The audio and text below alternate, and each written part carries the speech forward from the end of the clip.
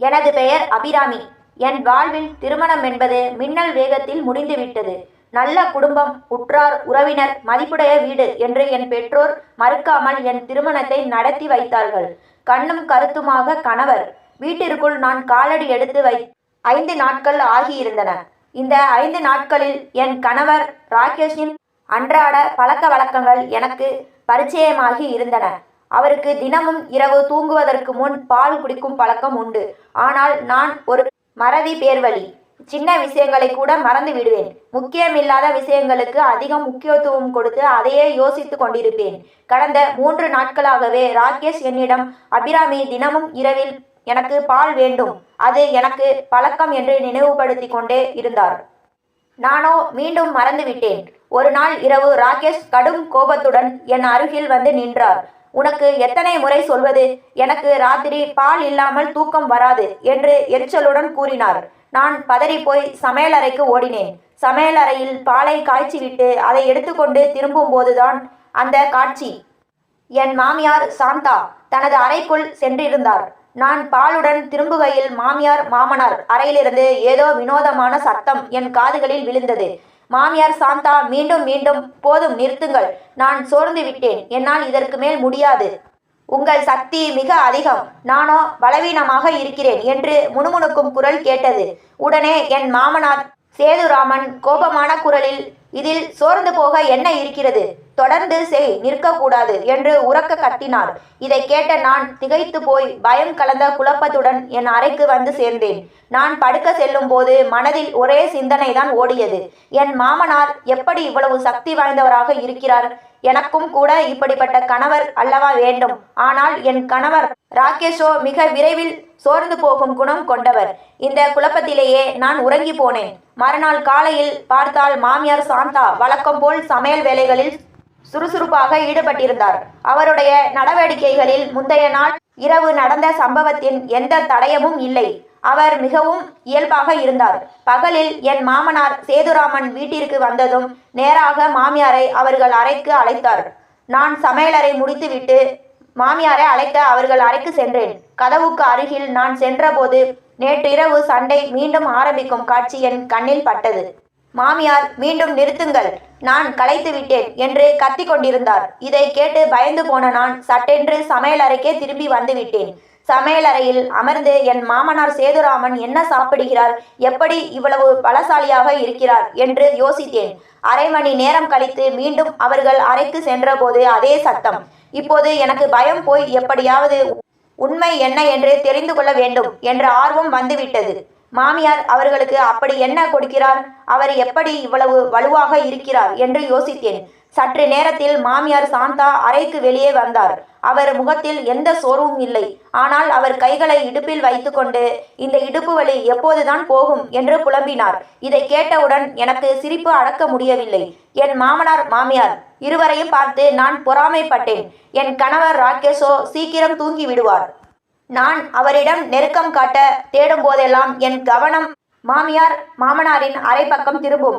இந்த வயதிலும் இவர்கள் எப்படி இப்படி மகிழ்ச்சியாக இருக்கிறார்கள் என்றே நான் வியப்பதுண்டு. ராகேஷ் தூங்கி கொண்டிருக்க நான் மட்டும் விழித்திருந்து ராகேஷும் மாமனாரை போல் இருந்திருக்க கூடாதா என்று ஏங்கினேன். அவர் அறையிலிருந்து மாமியாரின் குரல் என் காதில் விழுந்தது. இப்போது நிறுத்துங்கள், என்னை தொந்தரவு செய்யாதீர்கள். என் மனம் படபடக்க ஆரம்பித்தது. என்னதான் நடக்கிறது என்று எட்டி பார்த்து விடலாமா என்று நினைத்தேன். மாமியார் என்ன கொடுக்கிறார் என்று பார்ப்பதற்காக நான் ரகசியமாக கண்காணித்தேன். ஆனால் என்னால் அதை கண்டுபிடிக்க முடியவில்லை. அந்த பொருள் அறையினுள் மறைத்து வைத்திருக்கப்படலாம் என்று நான் ஊகித்தேன். உடனே நான் எழுந்து மாமியார் மாமனார் அறைக்கு சென்றேன். விளக்குகள் எரிந்து கொண்டிருந்தன. அவர்கள் விழித்திருந்தார்கள்.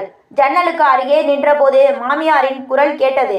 இந்த வயதிலும் என்னை விடுவதாக இல்லையே, எனக்கு சக்தியே இல்லை என்று உங்களுக்கு தெரியாதா?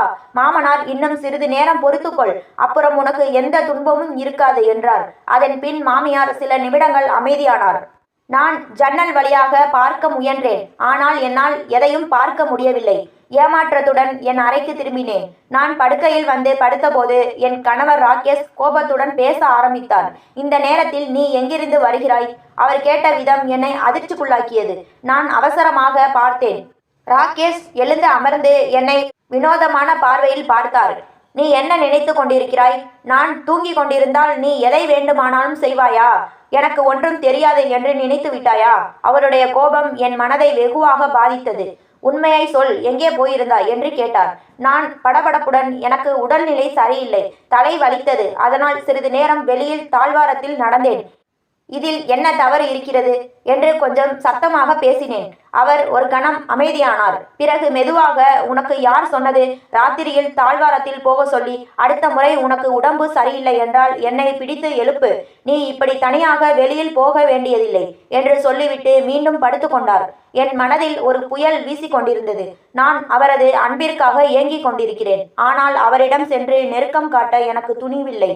அந்த இரவு நான் எப்போது தூங்கினேன் என்று எனக்கே தெரியவில்லை.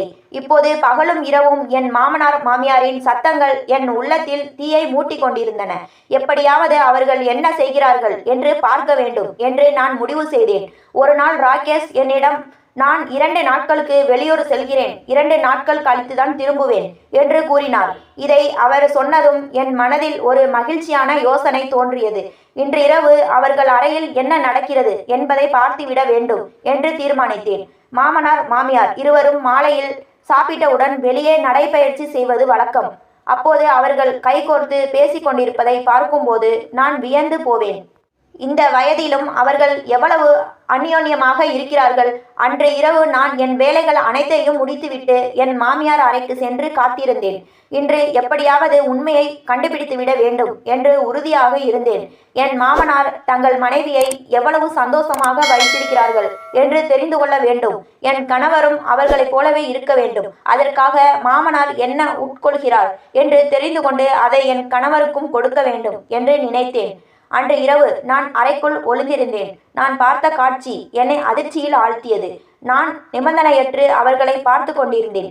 சிறிது நேரம் கழித்து நான் எழுந்து நின்று அவர்கள் அருகில் சென்று அவர்கள் செயலில் கலந்து கொண்டேன். என்னை பார்த்ததும் அவர்கள் ஆச்சரியத்துடன் பார்த்தார்கள். நான் அவர்கள் அறையில் இருப்பதை அவர்களால் நம்ப முடியவில்லை. அடுத்த நாள் இரவும் என் கணவர் ராகேஷ் வீட்டிற்கு திரும்பவில்லை.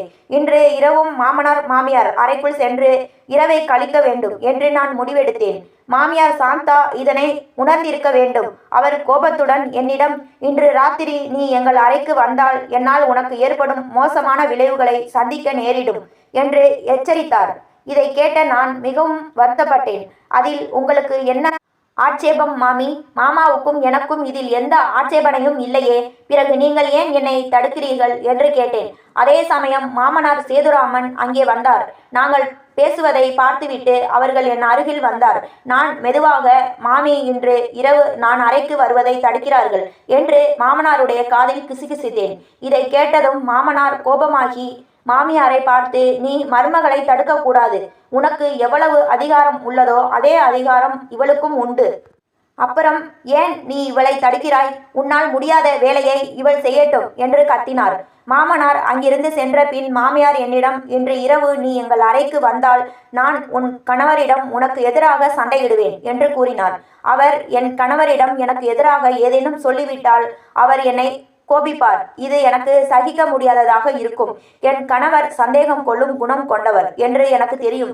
அவர் மனதில் ஒரு விஷயம் வந்துவிட்டால் அதை மாற்றுவது அவ்வளவு எளிதல்ல. அவர் ஆரம்ப நாட்களில் ஒரு முறை நான் அறையை விட்டு வெளியே சென்றபோது எவ்வளவு கோபப்பட்டார் என்பது இன்றும் எனக்கு நினைவிருக்கிறது. அவர் கண்களில் தெரிந்த சந்தேகம் என்னை பயமுறுத்தியது. மாமியார் அப்படி சொல்லிவிட்டால் நான் என்ன செய்வேன்? அவர்தான் தாயை சொல்வதை கேட்டு அவள் சொல்வதை உண்மை என்று நம்பிவிடுவார். உடனே நான் மாமியார் பேச்சை கேட்டு அவளுடன் ஒத்துப்போக வேண்டும் என்று முடிவெடுத்தேன். அவர் என் கணவரை எனக்கு எதிராக திருப்ப முயற்சிக்க கூடாது என்று நினைத்து சாப்பிட்டவுடன் என் அறைக்கு வந்து தூங்கிவிட்டேன். மாமனார் மாமியாரின் அறைக்கு சென்று நேற்று கிடைத்த சந்தோஷத்தை இன்று இரவும் அடைய வேண்டும் என்று என் மனம் ஏங்கியது. ஆனால் மாமியாரின் எச்சரிக்கை எனக்கு நினைவுக்கு வந்தவுடன் நான் அமைதியாகினேன். அப்போது கதவு தட்டப்பட்டது. நான் கதவை திறந்தால் என் மாமனார் சேதுராமன் நின்றிருந்தார். என்னை பார்த்த அவர் ஆச்சரியத்துடன், நீ இன்று என் அறைக்கு வருவதாக சொன்னாயே, ஏன் இன்னும் வரவில்லை என்று கேட்டார். அவர் பேசியதை கேட்டு நான் குழம்பி போனேன். இன்று எனக்கு உடல்நிலை சரியில்லை என்று கூறினேன். மாமனார் சிறிது நேரம் அமைதியாக என்னை உற்று நோக்கினார். நீ ஏன் மறுக்கிறாய் என்று எனக்கு தெரியும். நீ உன் மாமியாரின் பயத்தால் தான் இப்படி சொல்கிறாய். நீ கவலைப்படாதே, அவள் எதுவும் பேச மாட்டாள். நான் அவளை சமாளித்து விடுகிறேன். சீக்கிரம் வா, நான் உனக்காக காத்திருக்கிறேன். அவர் பேசியதை கேட்டு எனக்கு மிகவும் மகிழ்ச்சியாக இருந்தது. சந்தோஷத்தின் அலை என் உடல் முழுவதும் பரவியது. நான் மீண்டும் அவர்கள் அறைக்கு சென்றேன். அவர்கள் இருவரும் அதே வேலையை தான் செய்து கொண்டிருந்தார்கள். நானும் அவர்களுடன் சேர்ந்து கொண்டேன். அன்று என் மாமியார் நேற்று இருந்ததை விட சீக்கிரமே சோர்ந்து போனார். சிறிது நேரம் கழித்து மாமியார் சோர்ந்து விட்டார் என்று தெரிந்தவுடன் நான் மாமனாரை பார்த்து சற்று கேலியாக, மாமா, நீங்கள் இப்போது மிக குறைந்த நேரம்தான் கொடுக்கிறீர்கள், சீக்கிரமே களைத்து விடுகிறீர்கள், உடனே வாருங்கள் இங்கே என்று சவால் விட்டேன்.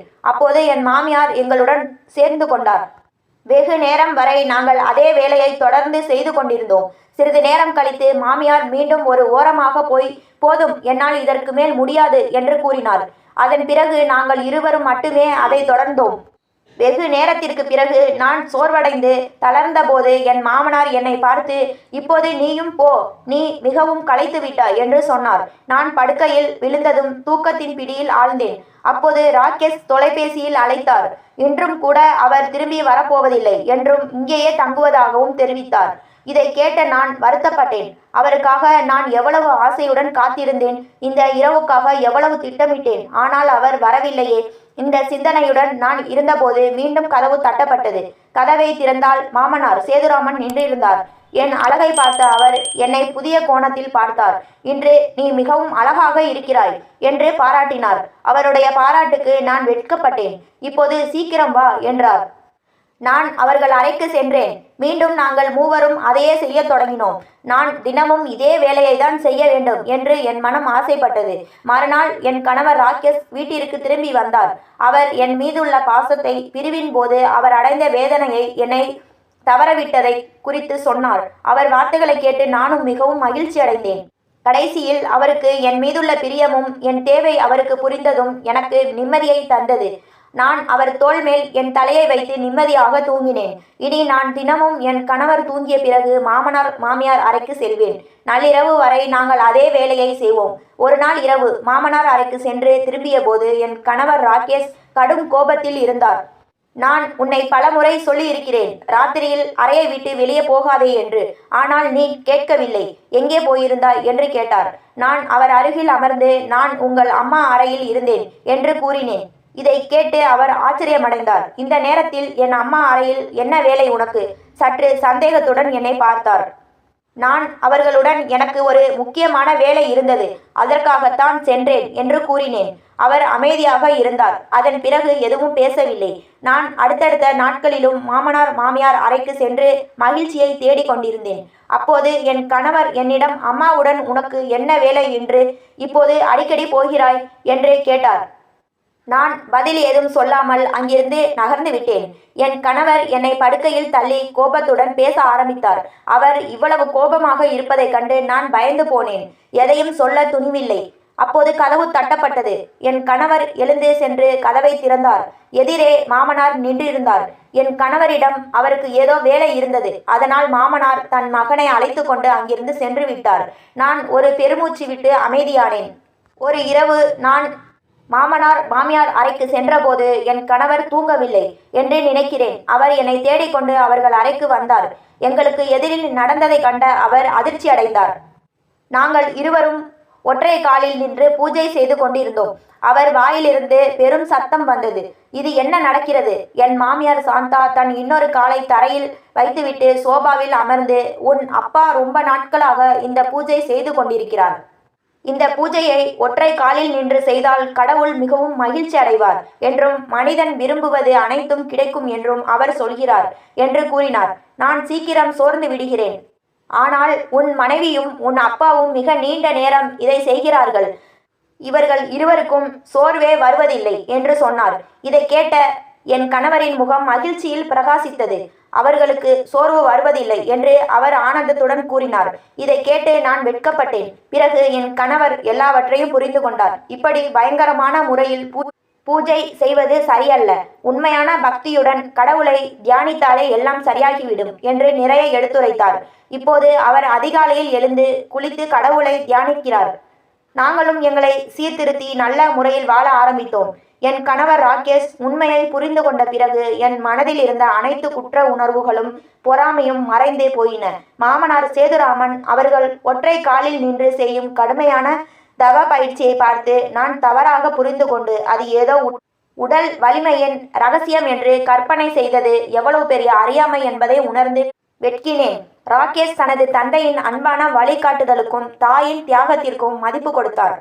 அவர் தனது மனைவி மீதான சந்தேக உணர்வுகளை விட்டுவிட்டு என் மனதில் இருந்த ஆழமான ஏக்கம் எது என்பதையும் புரிந்து கொண்டார். அபிராமி, நீ எனக்காக ஏங்கி இருக்கிறாய், என் நெருக்கத்துக்காக தவித்திருக்கிறாய். இனிமேல் நாம் இருவரும் சேர்ந்து நம்முடைய இல்லற வாழ்வை பலப்படுத்துவோம். தவத்தின் நோக்கம் வெளிப்படையாக இருக்கிறது, ஆனால் வாழ்க்கையில் நோக்கம் அதைவிட புனிதமானது என்று ராகேஷ் என்னிடம் சொன்னபோது என் கண்கள் லேசாக கலங்கின. நாங்கள் இருவரும் ஒவ்வொரு விடியலிலும் எழுந்து குளித்து மாமனார் மாமியாருடன் சேர்ந்து சிறிது நேரம் தியானம் மற்றும் ஆரோக்கிய பயிற்சிகளில் ஈடுபட ஆரம்பித்தோம்.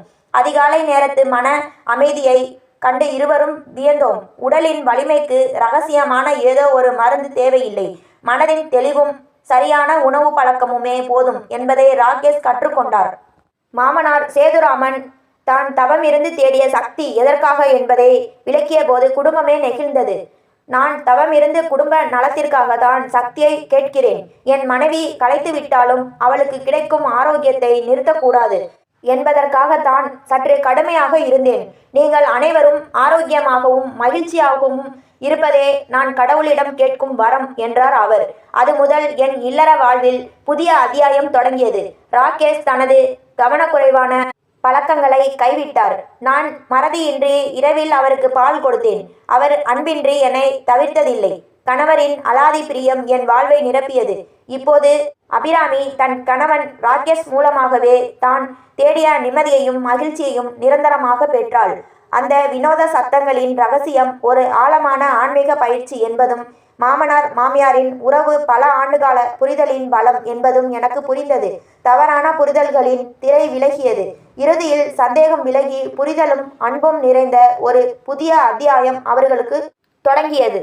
இது போன்ற கதைகளை தொடர்ச்சியாக கேட்க லைக் பண்ணுங்க, ஷேர் பண்ணுங்க, கமெண்ட் பண்ணுங்க, சப்ஸ்கிரைப் பண்ணுங்க.